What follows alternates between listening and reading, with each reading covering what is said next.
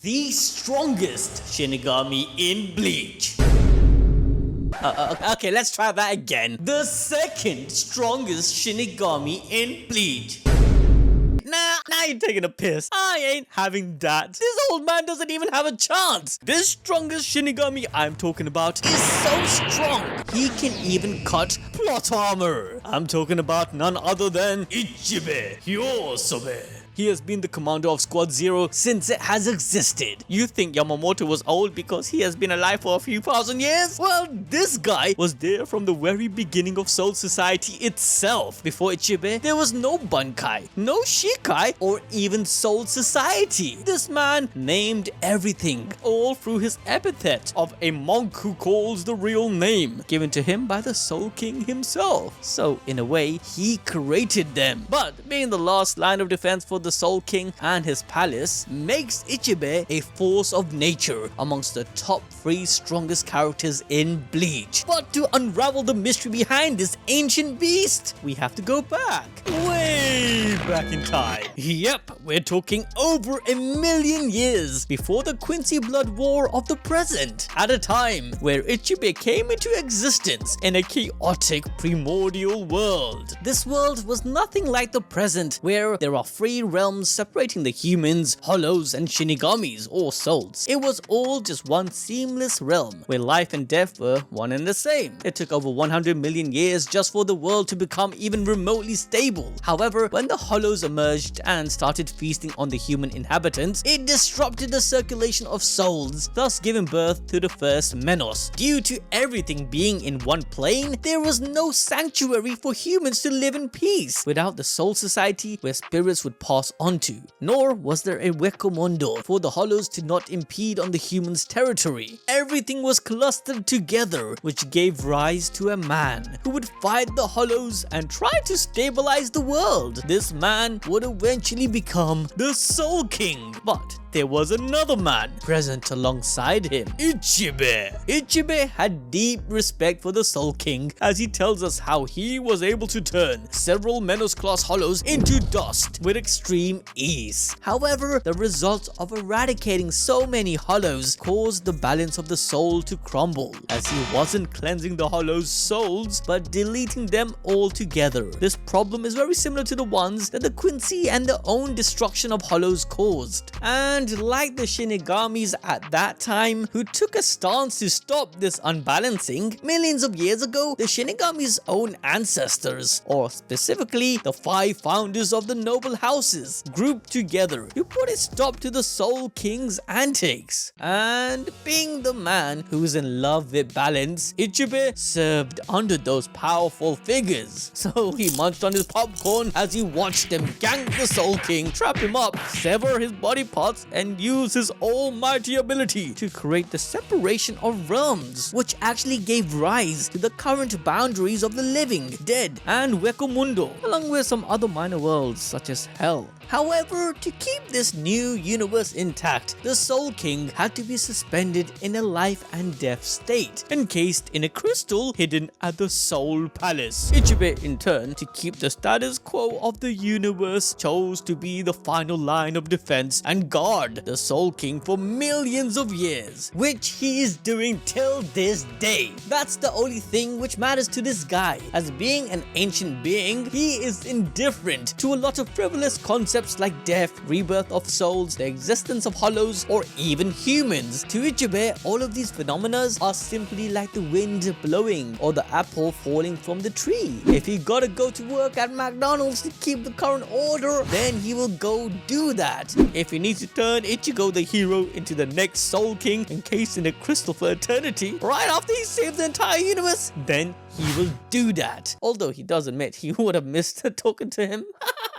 Alright, listen, as I said, Ichibei is like a force of nature. His doing is not really about good or bad or morality in the first place. It's just to keep the balance of the world. However, whilst guarding the Soul Palace, Ichibei hadn't had much to do, as one of the only times we know of an insurrection against the Soul King happened 1,000 years ago because of Yhwach. who wanted to have a reunion with his father, the Soul King, and kill him. Yhwach's goal is to end the current cycle of life and death, to bring into existence a world where there is no fear of death. Essentially, he wants to blur the boundaries of this cycle, which of course would interrupt the balance of the world and anger none other than Ichibei. However, 1,000 years ago, Ichibei didn't even need to lift a finger to spank this silly brat, as Yamamoto and the original Gote 13 defeated Yhwach and his goons. But then, a millennia later, when Yhwach returned, he finally managed to enter the palace. With Yamamoto dead, the only person who could even imagine to rival the Soul King's son was Ichibei. But when the Zero Squad finally showed up, Soul Society was in shambles, with most of the strongest captains losing their Bankai. So they grabbed all the battered and injured non-fodder characters up to the Soul Palace to be healed for the upcoming war. Ichibei then personally helps in Renji and Rukia's training. He even hypes them up by pointing out how they can now withstand and move more freely around the dense reishi of the Soul Palace, where he then takes them to the inner room so their true potential and Bankai can be brought out. Being the man who knows all the real names and true names of Zanpakuto, Ichibei is also quick to notice that Renji is a walking L, where not even his own Zanpakuto acknowledged him and only gave him part of his true name. But by just existing and training in the Soul Palace, Renji has leveled up and is now worthy of calling the real name of Zabimaru. However, this peaceful training arc didn't last long because Yhwach, Hashwalt and Uryu shows up at the Soul King's palace, putting Ichibei on high alert. Now listen, I need you guys to understand. Ichibei, hands down, is the strongest shinigami in Bleach. Yup, he is even stronger than Yamamoto. Like, this dude is literally immortal, as he has the power of the Ouken imparted in his bones. Huh? Alright, if you don't understand what that is, listen. The Ouken is modified by the power of the Soul King and is forged with 100,000 souls, which becomes the very foundation of a royal god, including Ichibei. This basically means that even when they are killed, they can be revived, unless, the Soul Palace itself is destroyed. But this basically means that they have a spawn zone with an unlimited amount of lives. Also, to make things even more OP,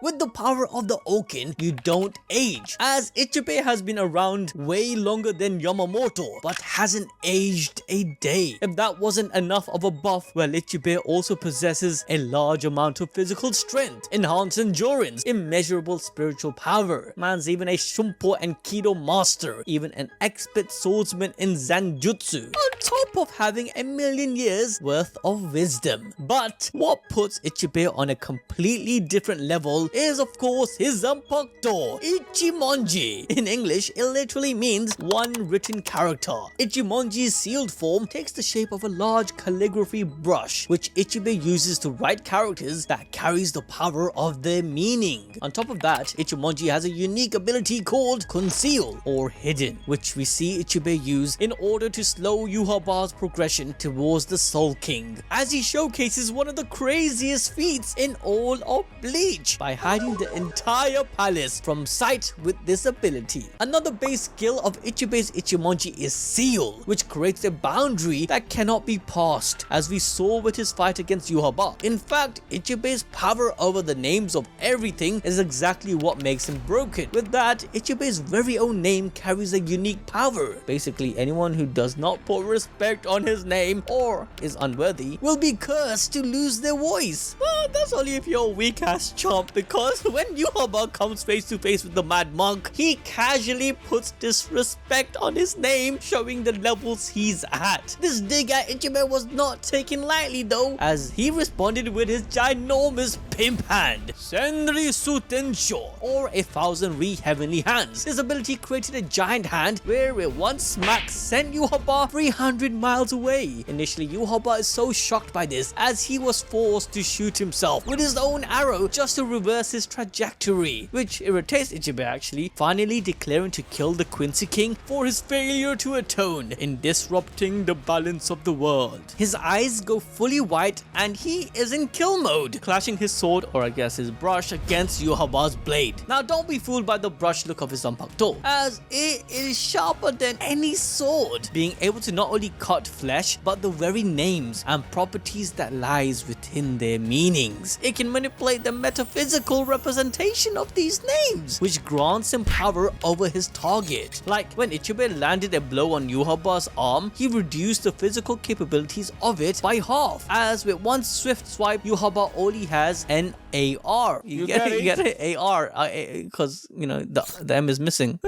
Okay, this is called name severing, and losing half the name is reflected on the strength of what it represents. For example, if you could swing your sword at 100 miles per hour, now with just an AR or R, you can only swing at 50 miles per hour. This slowed movements of Yhwach's half arm presented Ichibei with the perfect opportunity to slash him at the center of his body. With his mastery of Kido, Ichibei then follows up by using a secret Hado number 3, Tempu Satsu, or Iron Wind Kill, which was even strong enough to break through Yhwach's blood Wene Anhaben, the strongest defense of the Quincy. All of this is before Yhwach even activates his Shikai through the command, paint it black. His brush transforms into a glaive, replacing the hairs with a sharp blade. Additionally, a large halo of black ink is presented behind Ichibei. This is the power of black, where the color black from all beings, soul reapers, Quincy's, the dead and the living, all the blacklist in the world are his to control.